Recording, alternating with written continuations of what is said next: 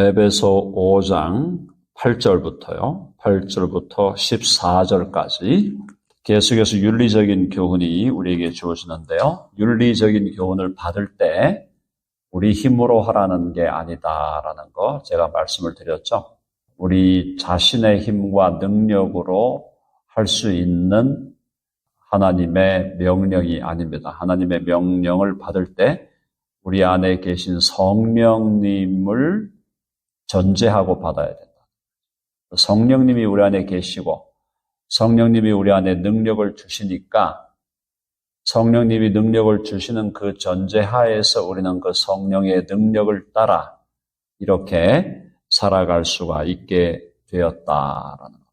그래서 그 막연한 부담감으로 다가오는 게 아니고 이것은 내 힘과 내 능력으로는 안 되지만 내 안에 계신 성령의 능력으로는 가능한 일이다. 이렇게 부정과 긍정, 양쪽을 다 우리가 이해하면서 가야 된다는 겁니다. 자, 8절에 보니까 너희가 전에는 어둠이더니 저나 여러분들이나 모두가 어둠에 속한 자들이었습니다. 하나님을 제대로 알지도 못하고 또 내 욕심과 내 욕망을 따라 마귀의 종로로 타면서 죄의 종로로 탔던 그런 우리들이었는데 우리가 어둠에 속했다는 거예요. 어둠이더니 이제는 주 안에서 빛이라. 이제는 누구 때문에? 예수님 때문에 빛이 되었다. 한번 해봅시다. 나는 주 안에서 빛이 되었다. 이게 바울이 지어낸 얘기가 아니죠. 예수님이 너희는 세상의 빛이라 그랬어요. 너희는 세상의 빛이라. 자, 세상은 영적으로 볼 때 칠흑같이 어두운 땅입니다. 어두움이 지배하고 있는 땅이에요. 이 어두움이 지배하고 있는 이 땅에서 그나마 작은 빛들로 드러나는 자들이 바로 저와 여러분들이다. 우리의 정체성이 뭐냐? 우리는 어두움의 물결에 함께 휩쓸려가는 어둠의 자식들이 아니고 세상 곳곳에 어둠이 가득한 그 세상 속에서 작은 빛으로 이 땅에 우리가 존재하고 있다는 겁니다. 그러니까 예수님을 믿는 사람들은 그렇게 존귀한 자들이에요. 내가 예수님의 사람으로 이 땅을 살아간다는 것은 우리 자신들이 잘 인식을 못할 뿐이지 너무나 존귀한 존재로 살아가고 있는 거예요. 이 땅의 빛들이에요. 어둡고 황량한 사막과 바다와 같은 이 땅에 작은 빛들이 있는데 그 빛들이 바로 우리들이다. 그래서 그 빛들이 모여있는 교회, 그 작은 빛들이 모여있는 교회가 작은 빛들이 모이니까 큰 빛이 되잖아요. 우리 교회가 세상의 빛이다. 교회 공동체가 세상의 빛인데 조금 더 큰 빛이 되는 거죠. 개개인이 작은 빛들인데 우리가 모여서 더 큰 빛을 이루고 그렇게 해서 교회는 어두운 망망대해를 가는 그 배가 바라볼 수 있는 등대와 같다. 교회는 어두운 세상에 빛을 비추는 등대와 같다. 이런 표현들을 우리가 사용하죠. 그래서 우리 자신의 정체성을 확실하게 해야 된다. 나는 빛이다. 내가 부족하고 연약하지만 내가 아무것도 아닌 것 같지만 그러나 주 안에서 빛이다라는 겁니다. 그럼 아멘 하시죠? 한번 해보세요. 나는 주 안에서 빛이다. 굉장히 중요한 인사이트고 굉장히 중요한 통찰이에요. 그러므로 빛의 자녀들처럼 행하라. 근본적인 빛은 누굽니까? 세상의 근본적인 빛은 예수 그리스도. 더 나아가서 우리 하나님, 아버지. 예수님이 스스로 말씀하셨잖아요. 나는 세상의 빛이라 그랬어요. 예수님이 가장 광명한 빛이고 가장 위대한 빛이고 가장 큰 빛이지만 그 예수님을 내 안에 모시고 살아가기 때문에 예수 그리스도의 빛이 우리 마음 속에, 우리의 영혼 속에, 우리의 인격 속에서 빛나기 시작했다. 우리 자신이 자신의 능력으로 빛이 된 게 아니라 예수 그리스도를 우리 안에 모셔드리니까 우리가 빛이 되었다라는 거예요. 너무너무 중요한 우리 그리스도인의 정체성이다. 자, 그러면 빛의 자녀들처럼 행하는 건 어떤 거냐?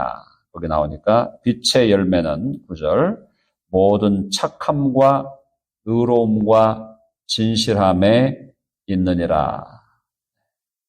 착하다. 착하다 그러면 오늘날 세상 사람들의 관점에서 볼 때 착하다 그러면은 어리석다. 이렇게 사람들이 생각하죠. 세상 사람들은 계산도 없는 사람, 자기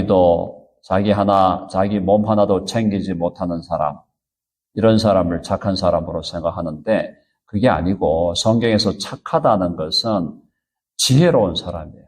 착하다. 선한 사람인데 지혜로운 사람. 항상 이걸 우리 잊어버리면 안 된다 그랬죠?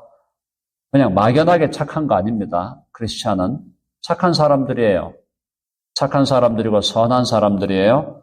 그런데 지혜로운 사람들이에요. 어리석은 사람들이 아닙니다.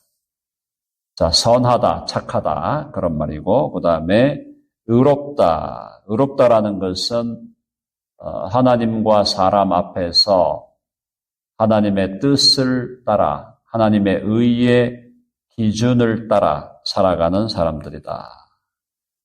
그리고 진실하다. 진실하다는 말은 참되다, 거짓이 없다. 이런 말이죠. 신실하다. 그래서 우리 그리스도인들이 계속해서 주님 부르시는 날까지 싸워야 하는 싸움은 진실한 사람이 되는 것에 있어서 싸워야 됩니다. 왜? 거짓이라는 것은 우리가 본래 아주 거짓된 자들이었어요. 예레미야 17장 9절에 보면 사람의 마음이 가장 거짓되고 부패하다 그랬습니다. 가장 거짓되고 부패한 게 사람의 마음이에요. 우리가 그 마음을 갖고 살다가 거듭나고 중생했지만 그 거짓된 것이 우리에게 여전히 남아서 역사한다. 그래서 우리는 거짓을 버리고 참된 것을 추구하는, 거짓말을 버리고 참된 말을 하는 그런 우리로 계속 변화되어 가야죠. 그러니까 지금 변화의 도상에 있는 겁니다. 완전함에 이르렀다는 게 아니에요. 변화되어 가고 있다. 자, 그래서 빛의 열매는 모든 착함과 의로움과 진실함에 있다. 이러한 열매를 우리는 맺어가고 있는 중이다. 완전하진 않습니다. 때로 넘어지고, 때로 실수하고, 때로 허물진 삶을 우리도 살아갑니다. 그러나 계속 방향은 이 방향으로 가고 있다. 10절 같이 읽어볼까요? 시작. 주를 기쁘시게 할 것이 무엇인가 시험하여 보라. 하나님을 시험하라는 게 아닙니다. 하나님을 시험하지 말라 그랬죠? 하나님을 시험하는 게 아니라 주를 기쁘시게 할 것이 무엇인가 시험한다. 이 시험은 분별한다. 이 말입니다. 주님을 기쁘시게 할 게 뭘까?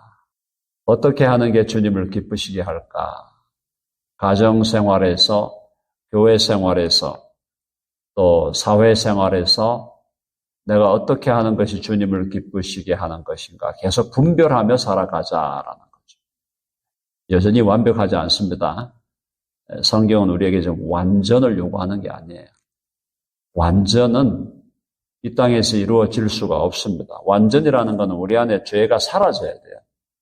죄성이 사라져야 완전히 오는 거니까 아직도 우리가 이 죄성을 가지고 있고 이 죄성과 지금도 싸우고 있기 때문에 완전할 수는 없어요. 완전을 요구하는 게 아니라 너의 그 현재의 자리에서 신실해라. 신실해라. 최선을 다하라. 이 말이죠. 최선을 다하라. 어떻게 하라고?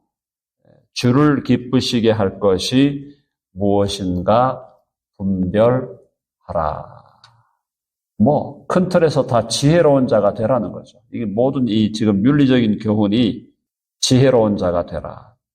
그러니까 우리의 지성으로 볼 때는 지혜로운 자가 되고 또 감성으로 볼 때는 사랑하는 자가 되고 의지적으로 볼 때는 선을 추구하는 자가 되라. 그 얘기죠. 그 얘기를 지금 계속해서 여러 가지 지금 이미지들을 통해서 우리에게 말씀해 주고 있는 것입니다. 자, 그래서 주님을 기쁘시게 할 것이 무엇인가 우리는 분별해 봐야 된다. 이게 뭐 우리의 고민이죠. 어떻게 하는 게 정말 주님을 기쁘시게 할까? 계속 고민하며 사는 거죠, 우리 크리스천. 그래서 그리스도인들은 거룩한 고민을 하는 사람들. 그리스도인들이 오늘날 왜 자꾸 뭔가 모르게 좀 부족함이 있어 보이나? 고민하지 않기 때문에. 고민하지 않기 때문에. 무턱대고 그냥 살고, 막 살고, 그죠? 막 사는. 그게 아니고 고민하면서 살아야 된다. 고민해야 돼요. 고민하라니까 또 뭐 머리가 터지게 그게 아니고 하나님의 뜻이 무엇인지를 분별하려고 애를 쓴다는 거죠. 하나님이 뭘 기뻐하실까? 이 상황에서 어떤 걸 선택하는 게 하나님이 기뻐하시고 또 지혜로운 것일까? 고민하면서 실패해도 괜찮고 실수해도 괜찮습니다. 복음은 실패와 실수에 대해서 사실은 모든 실패와 모든 실수와 모든 허물을 덮는 게 복음이에요. 덮어주는 거고 덮는 것은 똑같이 계속 그렇게 살아라 하는 게 아니라 점진적으로 조금씩 나아져라는 거죠. 영적으로 진보하라는 거죠. 어쨌든 주님을 기쁘시게 할 것이 무엇인가 분별하라. 11절 보니까 너희는 열매 없는 어둠의 일에 참여하지 말고 어둠의 일에 참여하지 마라. 어둠의 일은 뭐 분명하죠. 어둠의 일은 현저합니다. 어둠의 일은 우리가 딱 보면 알아요. 저거 어둠인데 딱 드러나죠. 그런 일에 우리가 참여하지 말고 도리어 책망하라. 어둠의 일에 대해서는 책망하라.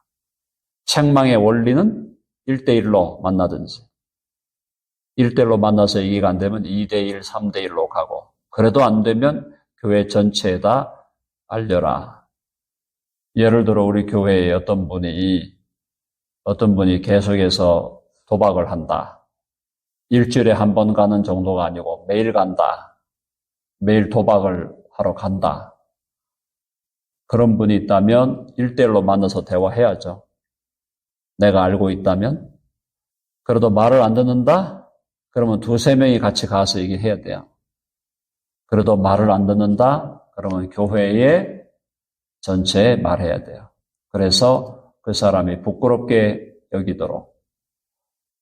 여겨서 어떻게 하라고? 교회를 떠나라고 아니라 회복하라고, 회개하고 돌아오라고. 현저하게 드러나는 거예요. 현저하게. 어떤 사람이 매일 율락 여성들이 있는 술집에 가고 있다. 매일 간다. 교회를 다니는데. 두고 보면 안 되죠? 책망해야 되죠. 1대1로. 그 사람 부끄럽지 않게 1대1로 책망하고 1대1로 했는데 말을 안 듣는다. 2-3명이 같이 가서 얘기하고 그래도 말을 안 듣는다. 교회 전체에 얘기를 해야 됩니다. 그게 성경의 원리예요. 그런데 다행히 우리 덴버 드림교회는 그런 분들이 없어서 다행이죠. 매일 딴 길로 가는 분 없잖아요. 매일 술집에 막 다니면서 집에서 한 잔씩 하는 거는 이해합니다. 그건 우리가 이해하고 넘어가는데 술집을 매일 다니면서 또 그 이상한 데 가가지고 돌아다닌다. 이건 안 된다는 거죠. 그건 분명히 교회 안에서 제재를 해야 된다. 자, 그래서 어둠의 일에 참여하지 말고 도리어 책망하라. 한번 해봅시다. 도리어 책망하라. 12절을 보니까 그들이 은밀히 행하는 것들은 말하기도 부끄러운 것들이라. 그들이 은밀히 행하는 것들. 이 로마 시대, 이 에베소서가 로마 시대에 팽배했던 더러운 죄악들이 오늘날에도 스물스물 이제 힘을 받고 있죠. 동성애가 로마 시대 동성애가 굉장히 성행했습니다. 그리고 그걸 더 나아가서 소아성애라는 거 있어요. 입에 담기도 더러운 그런 죄들을 로마 시대의 귀족들이, 특별히 황제가, 그리고 귀족들이 그런 죄를 일상적으로 범했다라는 게 로마 시대에 대한 역사에 나와 있다. 망해야죠. 그러니까 로마 제국이 망하는 거예요. 미국도 지금 동성애 허용해놨죠. 동성애 지금 결혼 합법화 했죠. 요즘에 LGBTQ 다음에 해가지고 쫙 붙어갖고 거기에 LGBTQ 5개인데 거기에 붙어갖고 8개인지 12개인지 모를 정도로 그냥 쫙 붙어 있는데 이런 식으로 사는 이런 사람들이 계속 많아지고 미국 사회가 그걸 계속 용인해 간다? 로마처럼 망할 것이다. 저는 그렇게 봅니다. 근데 미국이 망하는 날은 세상의 종말이 될 거예요. 그래서 우리는 이 어둠의 일에 참여하면 안 되고 도리어 책망하고 은밀히 행하는 것들은 말하기도 부끄러운 것들. 오늘날 이 세계에 주름 잡는 사람들 많이 있어요. 소위 주름 좀 잡는 사람들이 있는데 이 주름 잡는 사람들의 그 개인적인 사생활이 너무너무 더럽다. 그게 막 드러나고 그러잖아요. 부끄러운 일들이죠. 근데 부끄러움을 모르니 짐승만도 못한 인간이다. 인간이 부끄러움을 모르면 짐승만도 못한 인간이 되는 거죠. 자, 그들이 은밀히 행하는 것들은 말하기도 부끄러운 것들이라. 자, 13절 다 같이 시작. 그러나 책망을 받는 모든 것은 빛으로 말미암아 드러나나니 드러나는 것마다 빛이니라. 그러니까 책망을 하라는 겁니다. 오늘 제가 방금 여기서 설교하면서 이 미국이 이런 일들로 지금 미국이 이렇게 지금 방향이 가고 있다. 이런 얘기를 제가 하는 것도 일종의 책망이에요. 일종의 예언자적인 사역이죠. 그래서 죄를 드러내고 책망할 때 이것이 우리 그리스도인들이 죄악에 넘어가지 않는 또 하나의 길이다라는 겁니다. 그냥 쉬쉬할 게 아니고 정말 드러내야 될 것은 드러내야 된다. 드러내야 될 것은. 현저한 것들. 교회 안에 어떤 범죄함이 있다든가 할 때는 그건 드러내야 되는데 우리 교회가 그래도 아직 주님 안에서 하나님께서 붙들어 주셔서 그런 현저한 범죄에 빠진 사람은 제가 볼 때는 아직은 없어 보인다라는 감사한 일이죠. 그러나 우리 개인적으로는 계속 영적인 싸움을 싸워야 되겠죠. 싸워야 되고 하나님의 뜻을 분별하고 하나님 앞에서 우리가 가야 할 바를 잘 선택하고 해야 될 개인적인 싸움들이 있고 공동체적으로 아직은 우리가 건강하게 지금 생활하고 있다. 하나님께 감사하고 앞으로 더 계속 우리 교회는 성숙해 가리라고 저는 믿습니다. 자, 그러므로 14절 다 같이 시작. 그러므로 이르시기를 잠자는 자여 깨어서 죽은 자들 가운데서 일어나라. 그리스도께서 너희에게 비추이시리라 하셨느니라. 자, 이게 무슨 뜻인가 하면 잠자는 자여. 이게 잠자는 자여라는 것은 해석을 조금 다양하게 할 수 있지만 저는 이렇게 해석해 봅니다. 잠자는 자여 하는 것은 그리스도인인데 영적으로 잠든 사람. 그래서 영적으로 잠든 사람들이요. 깨어라, 일어나라. 영적 잠에서 깨어라. 그리고 죽은 자들 가운데서 일어나라. 죽은 자들은 뭐예요? 예수님 믿지 않는 자들이죠. 예수님 믿지 않는 자들. 그래서 그리스도인이 영적으로 잠들어 있으면 믿지 않는 자들하고 별반 다를 게 없는 거죠. 잠들어 있으니까 영적으로 잠들어 가지고 영적으로 잠들어 있지 말고 영적으로 깨어 있어라 이 말이죠. 깨어 있어라. 죽은 자들 가운데서 일어나라. 믿지 않는 사람들과 구별된 삶을 살아라 이 말이죠. 살아라. 그다음에 그리스도께서 너희에게 비추이시리라 하셨느니라. 그리스도의 빛이 얼마나 우리 가운데 역사하느냐에 따라서 우리의 삶이 변화되어 간다라는 겁니다. 자, 조금 더 나가보죠. 한 두세 절만 더 하겠습니다. 16절, 15절. 그런즉 너희가 어떻게 행할지를 자세히 주의하여. 그래, 자세히 주의하라는 말이 뭐예요? 고민해라. 이 말, 고민해라. 어떻게 행할지를 자세히 주의하여.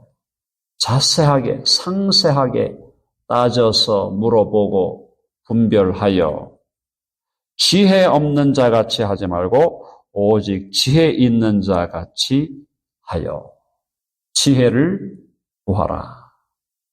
야고보서 1장에도 보면은 너희가 지혜가 없거든 지혜를 하나님께 구하라. 하나님이 주신다. 지혜가 너무너무 중요합니다. 지식도 중요하죠. 지식도. 중요한 지식들이 있는데 지식이 있는데 지식만 있어갖고는 안 된다. 지식으로 아주 박학하고 자팍 박사가 돼 있어도 지혜가 없으면 안 돼요. 아무리 많은 지식을 여기 쌓아놔도 이게 제일 문제가 뭐예요? 지금 인공지능이 AI, Artificial Intelligence, 인공지능이 앞으로 엄청난 지식을 자기에게 쌓아놓을 거예요. 인공지능의 지식을 따라갈 존재가 없어요. 누구도. 그렇다고 해서 그럼 반드시 지혜로운 자인가? No. 아니에요. 지식을 엄청 쌓았다고 해서 그게 자동적으로 지혜로운 게 되는 게 아니에요. 지혜로운 자가 된다는 것은 잠언서에 보니까 뭐래요? 그랬어요? 여호와를 경외하는 것이 지혜의 근본이다. 한번 해봅시다. 여호와를 경외하는 것이 지혜의 근본이다. 그러니까 지혜는 하나님을 늘 생각하는 거예요. 하나님을 항상 모든 생각에 전제하는 거예요. 하나님을 전제하면서 생각하고 판단하고 분별하니까 지혜가 나오고 지식은 막 쌓여 있는데 하나님이 중심이 아니에요. 제가 어떤 분들 만나보면은 많이 알아요. 많이 아는데 들어보면 하나도 열매가 되는 게 없어. 왜? 그 생각의 중심에 하나님이 있지 않거든요. 하나님이 있지 않으니까 지식이 오히려 자기를 멸망하는 쪽으로 끌고 가는 거예요. 많은 지식이 있는데 하나님을 두려워하지 아니하고 하나님을 두려워하지 않으니까 지혜가 없으니까 결국은 그 지식이 그 사람을 멸망으로 끌고 간다는 거예요. 그래서 성경은 지식에 대해서 얘기할 때마다 항상 하나님을 알아라. 하나님을 알아라. 그리고 그 전제하에서 지혜로운 삶을 살아가라. 같은 얘기예요. 16절 보니까 세월을 아끼라. 때가 악하니라. 한번 해보세요. 세월을 아끼라. 세월을 아끼라는 말은 원문상으로는 기회를 놓치지 마라. 기회를 놓치지 마라. 이게 너무너무 중요한 얘기예요. 지혜로운 사람은 기회를 잡아요. 어리석은 인간은 모든 기회를 다 놓쳐버려요. 무슨 말인지 아시겠죠? 시간을 아껴라 그러니까 시계 보면서 계속 시계 보면서 살아라 이 말이 아니에요. 시간을 아껴라 그러니까 시계 보면서 몇 시네 이거 스케줄 맞춰가면서 이렇게 살아라는 얘기가 아니고 시간을 아끼라는 것은 기회라는 것은 왔다가 금방 지나가니까 주님 안에서 거룩한 기회를 잡아야 돼요. 그럼 아멘 하시죠? 기회를 잡아야 돼요. 그래서 기회를 탁 잡아내는 사람이 있고 한 번의 기회가 오는데 그 기회를 탁 잡아가지고 그 기회를 통해서 하나님과 정말 연합하고 삶이 변화되는 사람이 있는 반면에 기회가 계속 오는데 다 흘려보내는 거예요. 다 흘려보내요. 그러면서 원망하고 불안해하고 두려워하고 공포에 빠져가지고 그게 어리석은 인간이에요. 어리석은 인간. 지혜로운 인간은 기회다. 다 기회를 잡는 사람. 오늘 여러분 새벽 기도에 나오는 여러분들이 지혜로운 사람들이에요. 아니 제가 지금 새벽 기도 거의 매주 인도하는데 왜 안 나오냐 말이에요. 제가 나오지 말라 그랬어요. 나오셔야 돼요. 나와서 말씀을 들을 기회를 잡아야 돼요. 그게 지혜로운 거예요. 주일날도 심심하면 빠져요. 안 돼요. 그런 기회, 서로가 약속한 시간이 있고 기회가 있을 때 그 기회를 딱 잡아야 돼요. 시간이 벌써 인생을 70인생 사신 분들 다 아시겠지만 시간이 나를 기다려주나요? 아니에요. 시간은 절대 우리를 기다려주지 않아요. 지나가면 끝이에요. 기회를 딱 잡아라. 자, 세월을 아끼라. 때가 악하니라. 때가 악하다. 때가 악하다는 얘기는 조금 풀어서 얘기하면 기회라는 것은 그냥 지나간다. 그냥 지나가니까 딱 잡아야 될 기회를 잡아라. 못 잡으면 전문 용어로 평생 뭐가 되는 거예요? 평생 후회하면서 사는 거예요. 자, 오늘 여기까지만 하겠습니다. 결국 오늘 결론은 뭐냐? 지혜가 중요하다. 지식도 중요하지만 저는 지식의 가치를 폄하하는 사람이 아닙니다. 가르치는 사람이고 또 지식이 중요하지만 지식만으로 절대 안 된다. 지식 위에 지혜가 있습니다. 지혜는 하나님을 경외하는 것에서부터 온다. 하나님을 항상 전제하면서 생각할 때 하나님이 뭘 원하실까? 어떤 뜻일까? 이 상황에 대해서 하나님은 어떻게 보실까? 하나님 중심으로 모든 걸 돌릴 때 지혜로운 인간이 되는 거고 벌써 모든 생각에서 내가 어떻게 이렇게 하면은 안 돼요. 될 일도 안 돼요. 그래서 하나님께서 어떻게 하시는가? 우리 덴버 드림교회를 향해서 지금 하나님은 어떤 뜻을 갖고 계신가? 어떤 생각을 갖고 계신가? 어떻게 덴버 드림교회가 이제 더 성숙하고 더 성장할까? 하나님의 관점에서 생각하는.